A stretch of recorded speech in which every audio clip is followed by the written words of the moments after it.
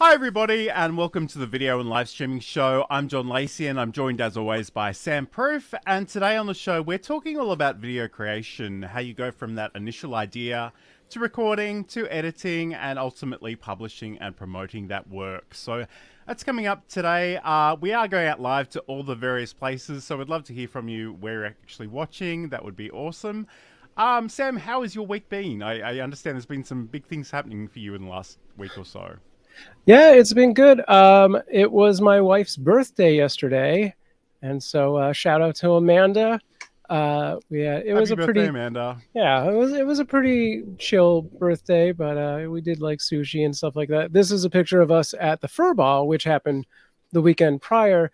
So yeah, that's a much bigger sort of thing, where this is the Kitten Rescue annual gala event, which is their fundraising event. And we, as sort of prolific fosters of theirs, have lucked into every couple of years or so, somebody donates tickets on our behalf. So thank you to Larry who donated my ticket. I don't know who did Amanda's, but yeah, it's their big annual fundraiser. They have like $100,000 goal, and a lot of who's of cat rescue are there. The Paw Project showed up, and Nathan the Cat Lady, he was the MC, and Blasco, who's a musician. Some people may know who Blasco is, and some other stuff like that. Yeah, it's just a good time, and you get an open bar and a free vegan meal and a gift bag and all sorts of goodies. So it was fun. Yeah, that's pretty much how the week was. Yeah. A night with the without the kids too. Without the kids, yeah, we lucked unusual. into actually having a babysitter turn up. Like all of our regular babysitters aged out and went on to college, so we were in like panic mode. And then one of Amanda's co-teachers at the school she works at was like, hey, my kid is old enough. And we're like, that's great. We'll do it. Take the risk. Thanks, Insomnia, Nice. for the birthday wish. I'll pass that along. Okay. Yeah. How was your week? My week's been pretty good actually. I took some time off from my day job and I did some extra content creation, which I know sounds really weird to other people, but it genuinely makes me happy when I can do that. And I've been creating a few extra videos and stuff. There have been some really weird things happening, and I don't know if Mercury is in the microwave, as they say on TikTok. But between LinkedIn and YouTube this week, and I just want to bring some people into the conversation as well. So, Said, one thing I noticed during the week was that if I create an event on LinkedIn and I schedule that through StreamYard, it's fine. But the minute I go to actually edit the event or add a speaker, it actually completely changed the time on me. And it was really sort of encouraging to discover earlier today that I'm not the only person that this is happening to. So if you are watching over on LinkedIn, there isn't a lot happening in the About section, but there is sort of in the initial post. And Said's also asking about YouTube. If you wanted to, you could... I think there's actually a link in there, but... let me just shove this up on the screen for a second. So if you want to head over to my YouTube channel, it is at johnlacey.com/YouTube. That will redirect you if you want to check that out. But essentially... Sorry. Go on. We have dueling YouTubes. Go on, John. We do. That's an interesting thing I don't think people understand, is that we both do this show together, but it both goes out to separate properties of ours. But again, I just want to touch on the weird YouTube thing that happened earlier today. And that's if I go to the community tab, it tells me I have no videos. I have no access to anybody's videos. I can't post or share a video. It is so bizarre. I just posted the community thing because I was waiting for our show to start, thinking that it actually being live might bypass that issue. It did not. It still was unable to find it, but if I just pasted the URL into the post part itself, it actually did create an embed from that. I mean, I tried to do that, but it gave me no joy whatsoever. But again, that's just the joy of technology, so I guess we've got to roll with it. But again, thank you to everybody who's joining us. Thank you to Insomnia Doodles, who actually indulged me in this ridiculous thing that I keep trying to make happen, which is Team Live or Team Replay. So if you want to throw that into the chat, I would appreciate that. That's awesome. But today we're talking all about actually creating videos. And I know there are a lot of steps with this, and it can be quite overwhelming for a lot of people, especially when they're starting out. We want to sort of break this down into 4 basic categories. And again, we won't give you all the answers. We're just going to give you some things that you might want to think about and things that have worked well for us today. But again, it would be great to hear from people in the chat if you are, if you do make videos or if you do live stream, let us know about what you're doing. We'd love to hear that. But I guess first of all, Sam, like when it comes to the ideation of this, like I think it's worthwhile sort of reflecting on what is the goal of the video. So what are you hoping that it will do? Because, you know, maybe it's just to entertain, maybe it's to educate, maybe it's to promote something, maybe it's to build awareness. But I know that you do a lot of different content between different things that Qt Avalanche and Soundproof.tv and all of that wonderful stuff. How do you sort of think about, you know, when it comes to what is my video actually going to do? How will I know it's successful? How do you think about that? Sure. I mean, I think, you know, everything's different. Every niche is like, you know, a different category of what you're going to do. And you have to make sort of a choice between how specific do I want to get in this particular thing, or how broad do I want to keep it? How, you know, current event versus, you know, evergreen, that kind of stuff. There's a lot of things to really take into account. But I think when you're initially trying to figure out, like, you know, what video to make, if you've got a community, even if it's one other person, that's your sounding board. Like whatever questions they have, that's the video to make. The person who's going to show up to watch, you're making videos for them. And if you don't have that person, figure out who those people are, right? Be like, I'm doing cat videos. It's people who probably don't have cats of their own. Maybe they do, but probably they don't. And what video can I make for them? Yeah, so I think that's the starting point, is really just seeing who you have in your community or creating a facsimile of that community.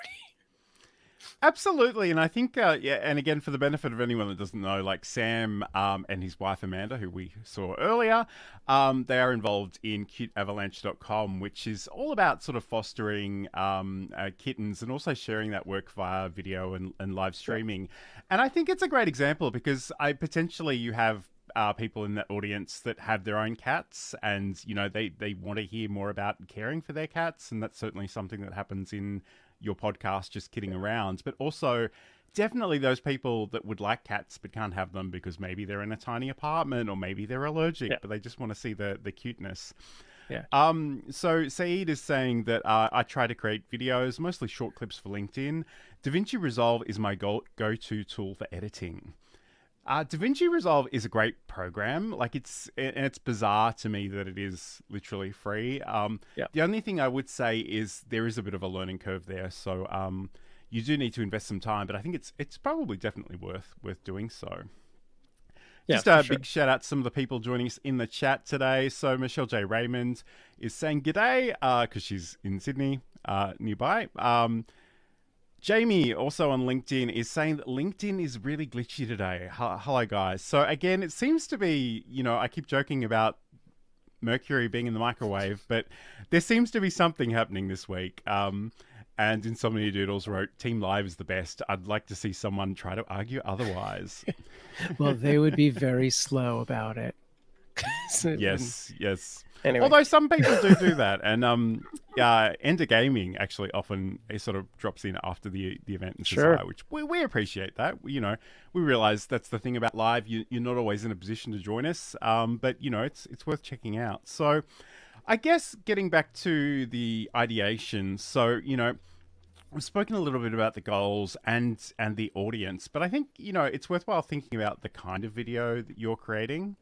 And whether it's long form content, whether it's short form content, even, you know, getting back to some of those aspects, like is it entertaining? Are you trying to impart some wisdom or some knowledge there? And think about, you know, what you actually need to do, because if you know what those goals are ahead of time, you can really plan towards it. Right. I Um, think when we talk about goals, you should really, you know, put it out there. Like if you have something very obvious that is a sales driven goal for your video, put that right up at the top. Be like, this is, my goal is to get X number of people signed up to my newsletter. My goal is to sell t-shirts. My goal is to sell an e-course, whatever it is. Then that's the goal. And then you take that to, create ideas for your community that funnel to that sale. Absolutely.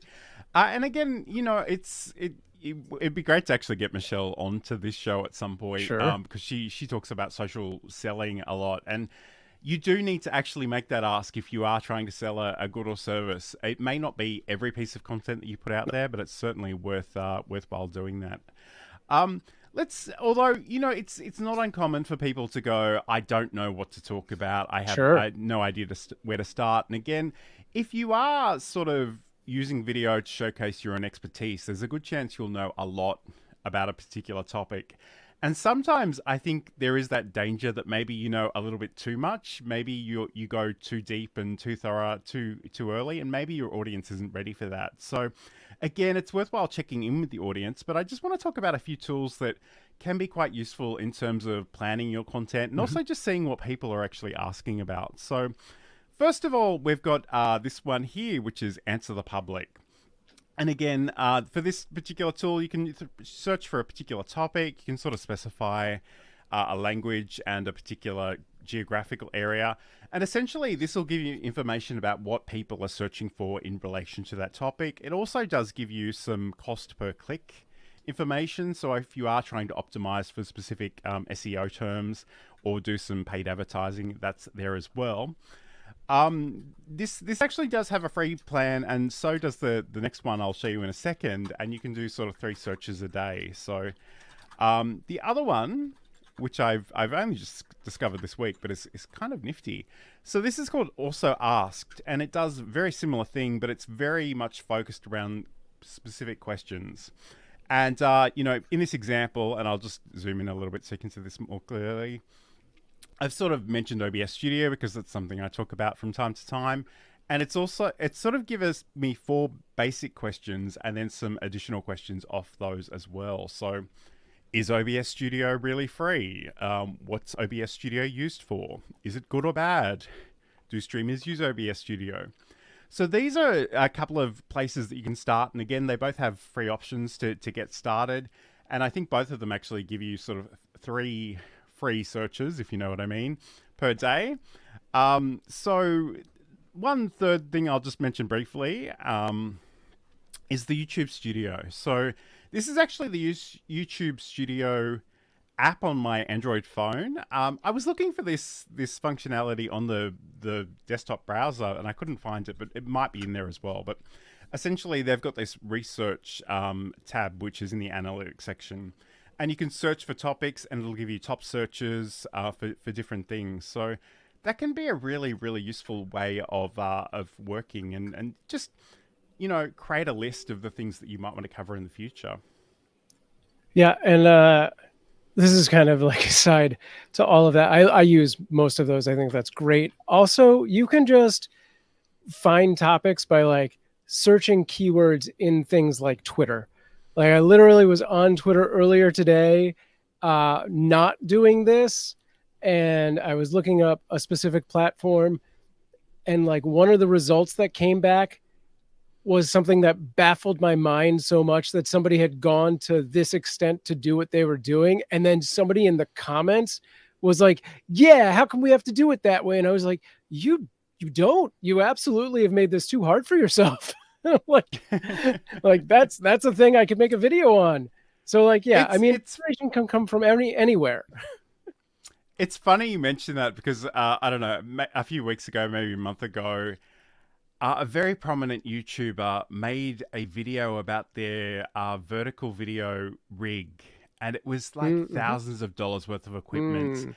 And they wrote it was just the way they expressed themselves, like this was the definitive way of doing it. And I'm like, who on earth is that for? And of course, it was for the the top 2% YouTubers out there. Uh-huh. And like it was fine, and it was kind of funny because he actually used my comments to make a subsequent video, which was a little weird and not what I was expecting at all. But that is exactly what I'm saying to do. Find the comments from your community and make more videos out of it. There you go. That's exactly it. Absolutely. And I'll just check in with the comments again. So, Said saying I like infotainment videos. Sure. And we have witnesses. Michelle has said she will definitely come on at some point. So we'll make that is a binding make contract. And another thing. So this will probably lead me into a bit of a rant, so Sam might have to hold me back a little bit. But Michelle writes, my biggest video challenge is getting hung up trying to create YouTube style and not a Michelle style. Trying to be a YouTube style creator took the joy out of things and made me avoid it.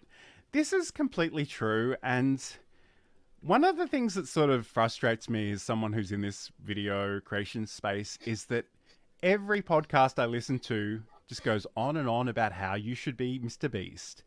And I've got to tell you, none of us are going to be Mr. Beast for a variety of reasons. And I kind of want you to be yourself first and foremost. But I'm not even particularly interested in making videos of that style. For me, it's much more about education and training. But it's such a valid point, because I think a lot of us feel like we have to be a particular way and speak in a particular way. And we did a show on vertical video, and it's hilarious to me that if you go on TikTok, everybody is using the influencer voice.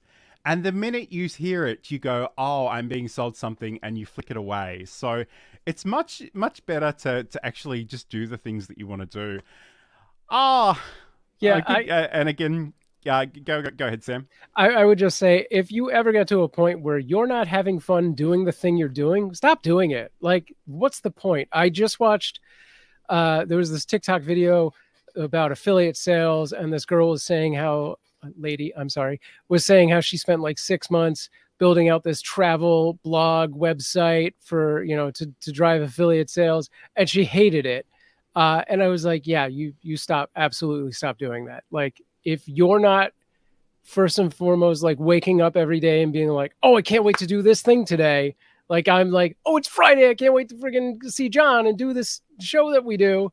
Yeah, stop doing it. Don't do that. Do something else. And that's the thing I like to tell people is, unless you've got a sponsor or a boss telling you have to do something, then, within legal and moral considerations, you can pretty much do what you like. No, even if this is your full-time job, yes, there are other things to be considered. But even if it is your full-time job, I'm sure there's ways you can change it. If that is really something that you dread doing, I think maybe you need to take a look around. Absolutely. And Said's saying videos of dancing to K-pop for no reason always work. If you're a good dancer. But the other thing we say about that is, unless you want to be known for dancing, because that's the thing. You might get really famous for dancing and never want to do that ever again. No. I actually, case in point, I played a pretty popular character on a TV show that had a very small dancing thing. So when I first got onto TikTok, I was like, well, this makes sense because he danced and there's dancing. I did like 3 videos and I was like, I don't want to do that again. I'm not into it. Absolutely. Big hello to my good personal friend Angelina Davis, who writes, I would also argue that YouTubers are objectively annoying. So definitely be yourself, lol. We love to see it. And Michelle's saying that now she makes videos her way and people absolutely love them. Great. Yeah, and I think that comes through. I think when you're actually having fun, like, that shows way more, and like people are way more into it. And I love all the chat. It's so good to see. Said saying, I think if you want to start out with videos, you should create something that you are passionate and confident about. Mm-hmm. The first ones will be crappy, no matter what you do. Oh no, I disagree. The first 100 will be crappy. The thing is, I think to some extent we all have some kind of perfectionism happening. in the content creation world. So like everything you did 10 videos ago is like the worst video you ever made. And like all you can ever do is try to make something bigger and better next time. Absolutely. It's funny. I sort of teased during the week that this would be the point at which Sam would say something about AI, but we're actually running a little bit behind time. So if you can say something quickly about AI for idea generation, that would be awesome. Yeah, no, if for some reason you've taken all of our advice and you're like, I want to make a video this week and the well has run dry. I've talked about every single thing I could possibly think to talk about. I don't know what to talk about anymore.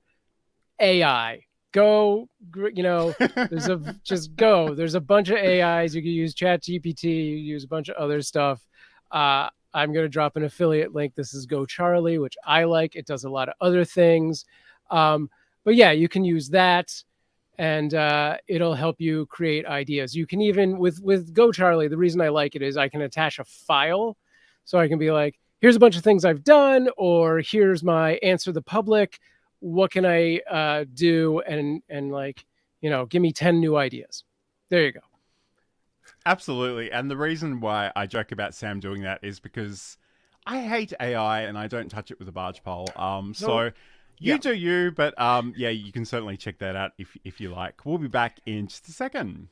We are constantly training our cats every interaction that we have with them. Mm-hmm. So when Johan would get on my counter before, this is 10 years ago, before I was the cat expert that I am now, Johan would jump on the counter. What was the first thing I did? I'd say his name, Johan. Well, he loves that. That's a reward for him. He said, you just said my name. I would go over to him and I'd talk to him and be like, you can't be on the counter. Johan loves when I talk to him. Ding, that's another reward for Johan. I'd pick him up and put him on the ground, but I didn't want him to think I was mad at him. So when I'd pick him up very nicely and kiss him on the head and say, I love you, but you can't be here. I'd put him on the ground. I had just done 3 things that rewarded him for being on the counter. So I was encouraging him to continue doing that. And that's a segment from Sam's podcast, Just Kidding Around, which you can find out more about over at cuteavalanche.com. So this is the video and live streaming show. We're talking all about creating videos this week, from the initial idea to actually publishing and promoting it. And there's a whole lot happening in the chat, so I just want to check in briefly with that before we go too much further.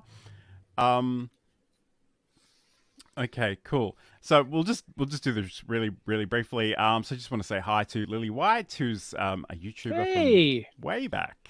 Wow, it's great to have your company. Hey, and Ender Trading, who, funnily enough, we actually I mentioned like earlier in the show, so you'll have to go back and listen to that. So thanks for joining us. But let's get back into our content for today. So once we've actually got our ideas and we have a good sense of where we might be going, I think it's really important to think about how you will be recording, how you'll be assembling your content. And I guess, often the first place I like to think about this, Sam, is that, what are you recording to? Are you using a camera? Are you using a point and click thing, a DSLR, even just your phone, some sort of web camera? What sort of things do you think we need to think about in terms of sort of establishing what gear we're going to be using? Yeah, I mean, I think a lot of this is, what is the final product have to look like? What is our goal? Like, if we're looking to create VOD format, then you want to be shooting, 16:9, maybe a DSLR is the way to go, but maybe for whatever reason, a smartphone is going to be the move for you. And I think a lot of those are personal choices, assuming that nobody's dropping money on this, being like, I want this to be in 4K and giving you a bunch of variables. You have to make these sort of choices for yourself. Like if you're working with a brand or a sponsor, then a lot of times they will come at you with like, we want this, this, and this. And at least you have that boilerplate of like, okay, I have to fill in, the blanks on a few things, but these are set for me, which is great, which is kind of why I like to have someone in charge of me. Because then I can be like, I don't have to make 100% of the decisions. I just have to make some of them, So when I do like things like UGC videos, oftentimes they'll be like, it's going to be a 9:16, shoot everything on your iPhone. And I'm like, great, that decision has been made for me. Now I just need to, take it to the next step, create the beat sheet and make my production schedule and go from there. So I think, a lot of those are choices that you need to make based on the project itself. And it's funny because we do talk about constraints a lot on this show, and I think sometimes people don't like the idea of constraints, but the truth is, if you have some of those choices made for you up front, you don't have to expend extra mental energy on them. So it can be really, really useful. Again, say it's just saying use what you already have, so you can upgrade to other things when you work out on that. So, in terms of recording, I guess another consideration is, what are you recording to? Like, are you going to some, an SD card in your camera, for example, or maybe recording directly to your computer? Again, I know, Sam, you do a lot of different content. I record pretty much everything straight to my computer. Like, I have a very desk-orientated situation, and part of the reason for that is because so much of what I do is actually sort of software tutorials, so it makes total sense for me to do that. I actually have like 3 or 4 different production routines based on what I'm filming. So when we're doing something like this, we're shooting live. Everything is set up in my studio. I don't move any of this stuff around. We record locally. We record individual tracks and this entire thing here. So it's all kind of very confined in how much variation is happening. There's not a lot. And then it's just about organizing those files and editing it down to turn it into a podcast and stuff like that. When I do something like a UGC video for a client, I'm like 100%, 98% of the time shooting just on my phone. And that's going to end up getting edited in CapCut. So I have like a whole transfer process of getting from my phone to CapCut, either through my Mac or my PC, depending on where I am at the time. So there's a little bit of, variation on that workflow. When I do something from, when I used to do like the weird news videos, that was all DSLR. I often had other people involved. And again, that's a completely different workflow to get from the camera to the computer into the hard drive and organized and into the editing software. Yeah. And it's interesting because I think, like, if some people saw the links and the sheer number of things I combine just to make the short clips of this show, like, it probably is overkill. Like, I'm probably just doing too much. Like, I've got my original footage straight out of the camera. I've got audio from the Rodecaster Pro. But again, you just need to figure out what works for you. So, I guess one thing, and this is probably a slight detour, but I think it's worth talking about because this is the video and live streaming show, is that if you are actually live streaming with an intention of repurposing the content, a lot of the tools these days have different options for either isolated recordings and local recordings. But again, it's really worthwhile thinking through the trade-offs of those, because if you do use isolated recordings, and we try to do that mostly for this show within StreamYard, the only thing you do need to consider is that this is sort of uploading not quite in real time, but not too far off it either. So again, that can have some implication for your internet connection. Also, if you are using the sort of the version that's being recorded in the cloud, it may not be the quality, it may not be as in sync as something that's locally recorded on your personal computer. Yeah, for sure. I've actually had some issues recently with those StreamYard recordings where like your track versus the double, us both together, it was just like a microsecond off. And I wasn't in a very complicated edit. I was using CapCut, and the audio syncing on that is not a great thing. It's not nearly as good as I could do in like Adobe Premiere or Avid. So yeah, it was enough. It wasn't noticeable enough that if I just muted your track, that didn't seem like it was synced enough. Like, it didn't look bad, but I could hear it for sure. So that is definitely a thing that happens. And when you're doing stuff with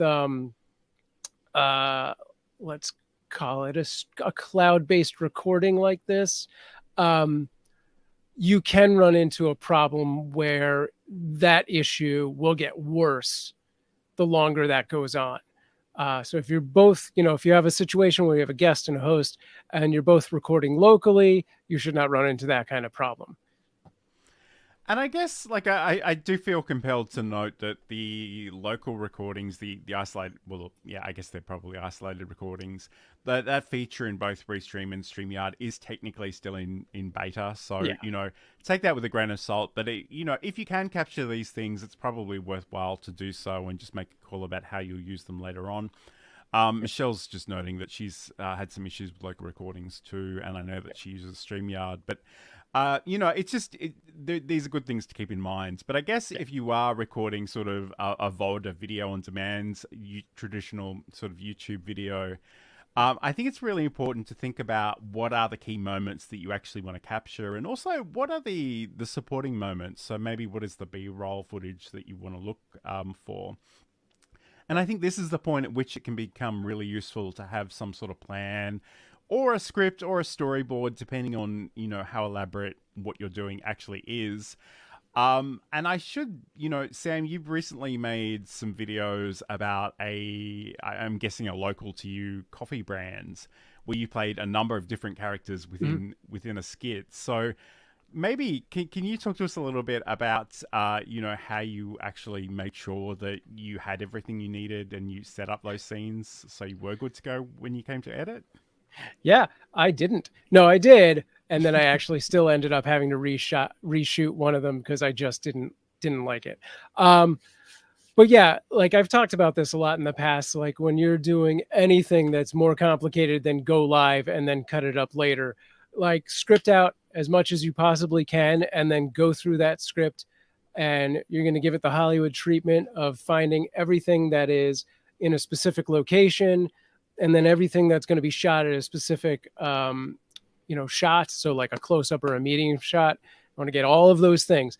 Thankfully, with that particular video, I was looking at, you know, like a I don't know, was that a minute long at the most or something like that? So it was really a bunch of one take, you know, shots where I would just repeat the whole script because it wasn't that much. I had a teleprompter set up, and I would put that off to where the eye line should line up for, hey, it's me from the future.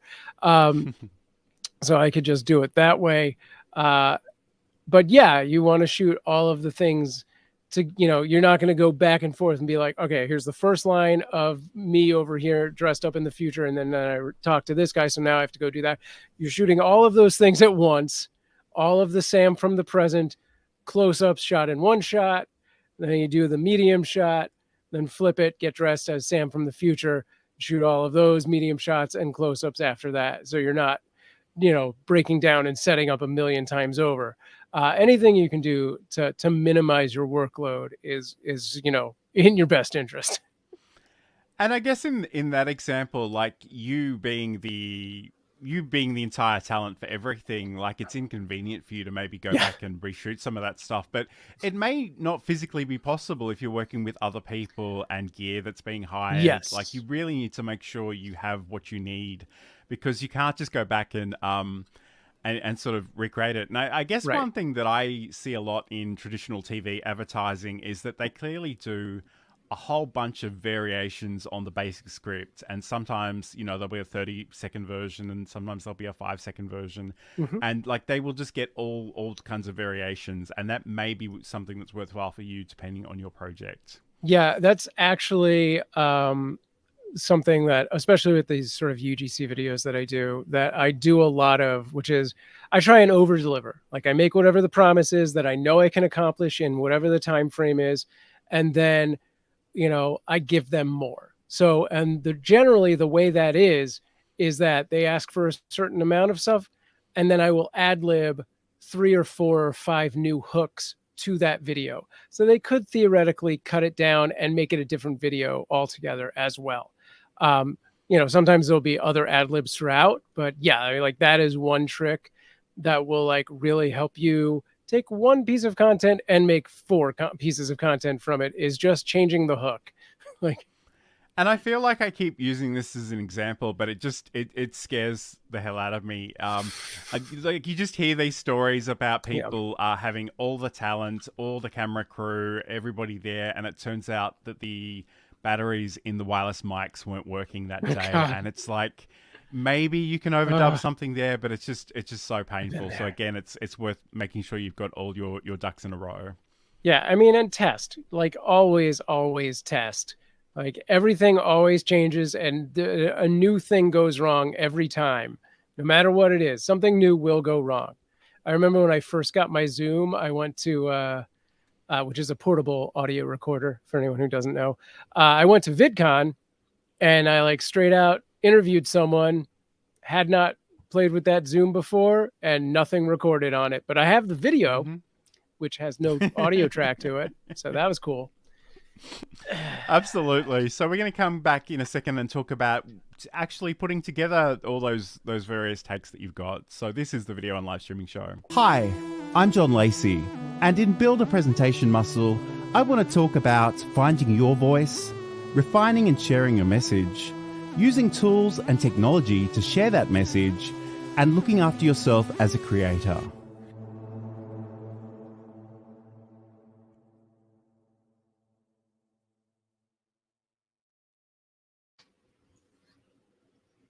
It's a bit of a plug for my podcast, Build a Presentation Muscle, which you can learn more about over at johnlacey.com. But today on the show, we're talking all about creating a video from that initial idea all the way to actually publishing and promoting it. And let me just switch to our new tab because I forgot to do that in all the excitement. So we're going to go to the Edit tab right now. So let's talk about actually putting things together. And I guess the first thing that's probably worth knowing is how are you going to edit? Like what editing tool are you going to use? And, you know, we already heard some love for DaVinci Resolve in the chat. There are all kinds of things out there. And to be really honest with you, I don't think it matters too much which one you use as long as you know how to use it well. And one of the things that I see a lot is, you know, there's all kinds of marketing and the fear of missing out is being promoted. But I just feel like you lose so much if you spend your whole life jumping from tool to tool because you'll never get the muscle memory, the experience to use those properly. But we're going to talk about one in specific, well, probably a couple in a moment. But I guess, Sam, like, what do you think people need to know when they first approach an editing tool? I mean, I think before you even get into the tool, be organized about your files.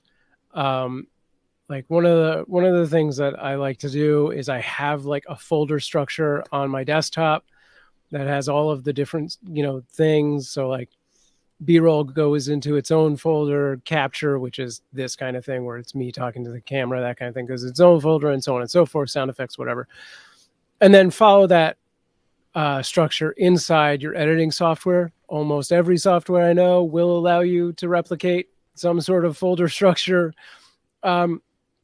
And then you do like sort of rounds of edits. I like to do like what I call my assistant and my AE edit, which is your draft. You just kind of get broad strokes of like, here's big chunks of, I know I have all of the pieces I need. And then you can start to finesse. And at some point, I usually grab a music track so I can start to make those finesses even more tight to a specific soundtrack, which will give it a little more of whatever emotion I'm trying to drive at that point. And then once I've got all of the cutting down, you can go in to do things like your auto captions, either way, depending on what you're doing, and adding any kind of like effects and transitions and graphics on top of that. Absolutely. And I guess, you know, before we even get to the editing software, one thing you may need to consider is like, are you actually collecting assets from other people? And that could be other video, that could be audio, that could be music, that could be images.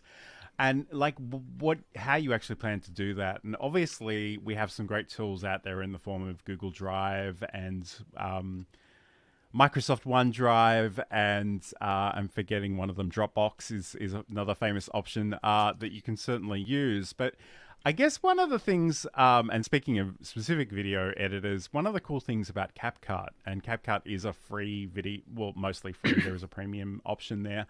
But it's basically free. It's cross-platform. You can use it on Apple, Windows, on your mobile device as well. And one of the really nifty things about this is that they have what they call CapCut spaces. So Yeah. you can essentially create a workspace that you can share with other CapCut users, and they can make changes to that. It's funny, we did it when we did an entire show on CapCut. They literally just released this feature earlier that morning. And it's been really handy for us because I know a little while ago, Sam was making a demonstration video on something, and it just picked up the wrong microphone, which is such a thing that happens to all of us all the time. But he sent me sort of a link to the CapCut space. I sort of rendered it and took it into Adobe Podcast, of all things, to fix it up a little bit. So it's great in that sense because you can share it collaboratively. People can make changes to it, but it could also be just a useful way of showing, like, the clients, for example, if you are making some content that they need to approve as well. So Yeah, and it does individual file transfer or an entire project. So like John said, like I could straight out send an entire project over. He can make changes and like refresh the upload, and then I'll see all those changes on my end, which is great. yeah, absolutely. So yeah, that's really cool. And again, there are all kinds of tools out there. I use Camtasia for a lot of my editing because it is sort of optimized for that screen capture that I do so much of. And I do like their library feature, although the thing I did learn this week is that you have to be a little bit careful about how much stuff you're storing in your Camtasia library. I had like 327 gigabytes worth of stuff, and I'm wondering why my hard drive is suddenly full. So make sure you go back and check that stuff. But I guess in terms of actually using, video editing software to tell a story or maybe set some expectations or create intrigue, what are some of the techniques, Sam, that we might employ to actually make our content a little bit more compelling? Yeah, I mean, like I was saying earlier, like you choose your music wisely and, make sure that applies to the emotion you're trying to give that video and that story. You don't want to put the happy, fun music in like a like a horror setting. I mean, maybe you do actually. Who knows? But yeah, just be mindful of that sort of thing and your aesthetic in general. There's a lot of little, things you can do to set the mood and carry that around. Absolutely, and I guess the other thing is, we can sort of use sort of pacing and maybe you tease somebody with some content that happens at later on in the video initially, just to grab them in and have some kind of hook, and maybe set up a question mark in the viewer's mind just to open that loop and maybe close it later on. Yeah, I mean, I think. No, I think a lot of that also comes at the in the sort of ideation, research, planning phase of like when you're creating what you're creating, like knowing that opening line, what that hook is going to be, and like how you want to present that, and what the visual behind it will be as well. And like in today's day and age, there's been a big sort of shift in how people start online content specifically, but I've even seen this in television to some extent, where there used to be a lot more sort of teasing of like, this is what we're going to get to. But now I think it's very go, go, go. And what we want to see is like, this is the thing. This is a cake that looks like a Louis Vuitton bag. And then how did we get there? Here is the problem. And now how do we fix it? And I guess especially on a lot of the vertical short form platforms, like you are just being served up random things, and you kind of have to sell whatever you're trying to do in the first 1 or 2 seconds, really. Oh, yeah. So, it may be a different edit for that as opposed to maybe a more traditional video on demand on YouTube or what have you. So it's a great way of doing that. I guess, especially as we head towards spooky season, things like creating that atmosphere with the sound effects and the music, maybe even thinking about the coloring of your the color correction of your video as well. A lot of sort of dark and ominous things potentially happening out there as well. So those are certainly great things. But I guess the other thing that is probably worthwhile thinking about in terms of actual editing is, you know, what are the repurposing options? So again, we sort of already mentioned that maybe if you are on a recording day, maybe you do want to have a few different variations on the theme. But I guess obviously we can convert between vertical video and horizontal video. We can have shorter segments and longer segments. Is there anything that you think we should keep in mind in that regard, Sam? Yeah, I mean, time-wise, keep in mind that, anything over a minute is really not, especially on YouTube, it's no longer considered a short. It just shows up as a VOD. Take this with a grain of salt because this was another creator who did his own sort of study on this, but the ideal times for vertical video are 13 seconds or 60 seconds. So those are the ones that performed best.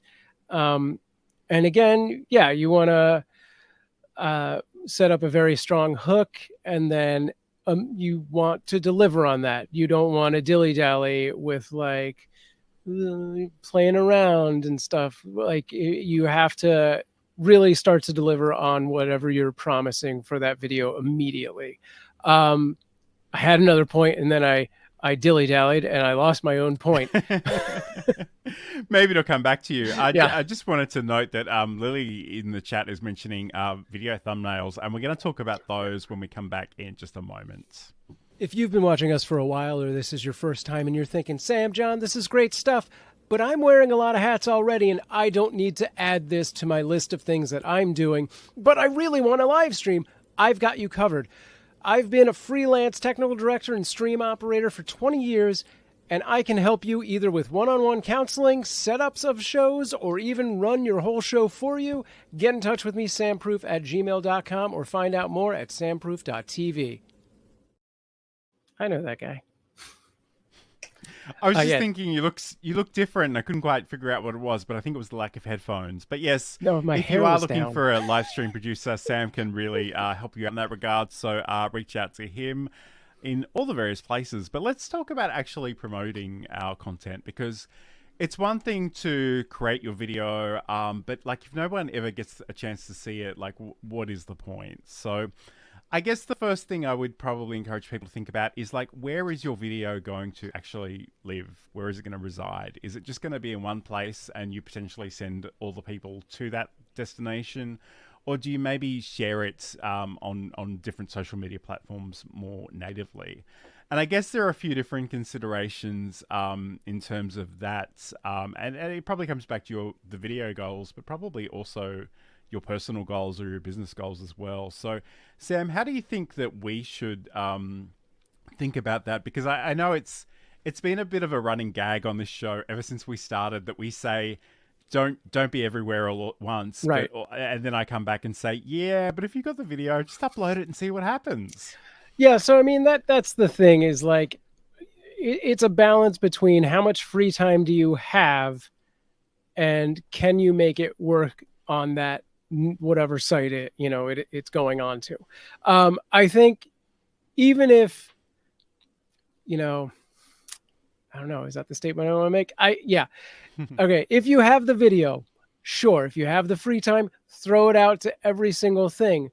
But you do need to like be able to follow up, like see what comments are coming in on those platforms and answer all of those comments.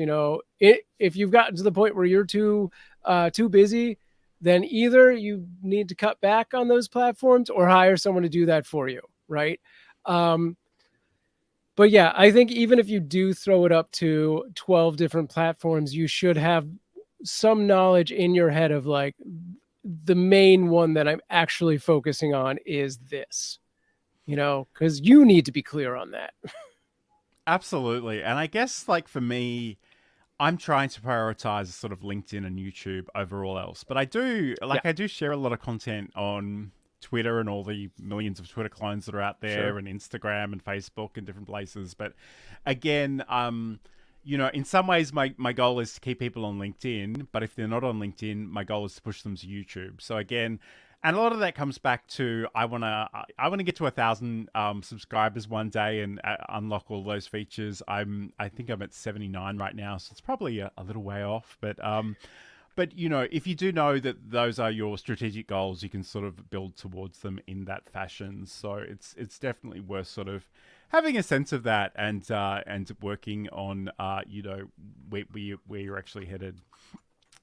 And Lily mentioned earlier in the chat the thumbnails are important. And I guess that's the next point that I want to make is that your video project isn't just a single video file. It's a lot more than that. It sort of includes things like the thumbnail, your title, your description, any captioning resources, any text that you write about the video, whether that is part of maybe a YouTube description, whether that's maybe social media messages.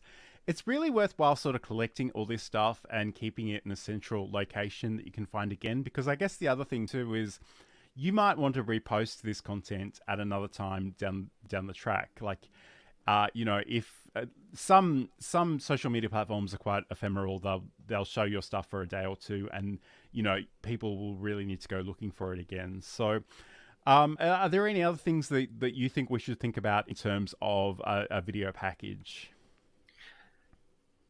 Yeah, I mean, so yeah, you got your thumbnail is very important. Your title and description, and even within your description, I think you should, on like YouTube, I feel like it is one of the most underutilized parts of the video is that YouTube video description, because it gives you so many characters worth of space to utilize.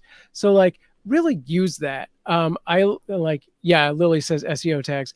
I really like, if I have a chance, to go into that YouTube description and we have our initial sort of paragraph about what this video is actually about. And then I'll go in and add like a bunch of, these are questions from either Answer the Public or something like that. And here are the answers, as I would say in this video, so that, you know, it kind of picks up those things in SEO. And then after all of that, I'll do a sort of boilerplate chunk that is about me. And then you have 3 hashtags that you can put into a YouTube video. So definitely use those. If you use more than that, it just kind of ignores them as far as being clickable. But probably there's still SEO in there. And then they say that the YouTube tags keywords are like really low weight, but they're still there. So it might be worth using it.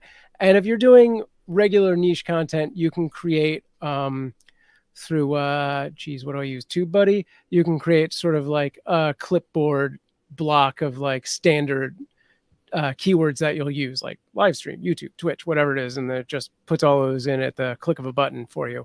And then, yeah, you do all of your social media. And I think, again, an underutilized thing is the YouTube community tab when it's working correctly, which we've ranted about earlier today. Not today.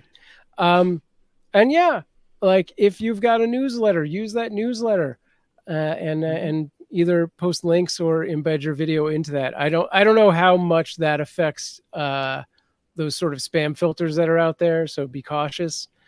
But yeah, I think there's just so much you can do.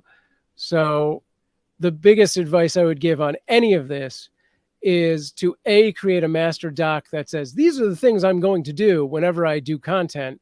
And then you can create like a Trello for your workflow, and then sort of make checklists and columns for that project to go through, which I just did one for this show, and it's intense.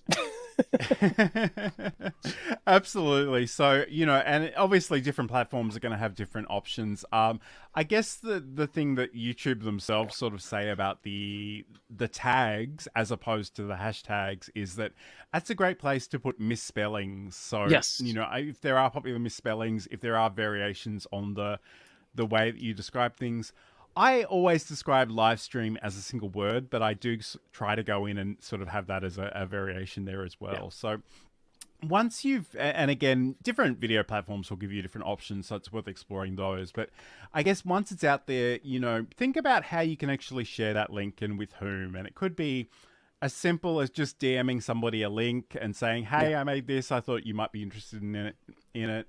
It could be adding something to your email signature. It could be sharing it on social media. again, I think the thing I know about most content creators is they can be really self-conscious about sharing things. So I really want to encourage you to get over that, because the social media algorithms are so fickle. People aren't going to see stuff unless you keep bringing it to their attention. Yeah. And often you can, if you're tired of just saying, here's my video and here's a link, think about the subject matter. Yeah. Think about the subject matter. Think about, some part of it you can actually call out. Yeah.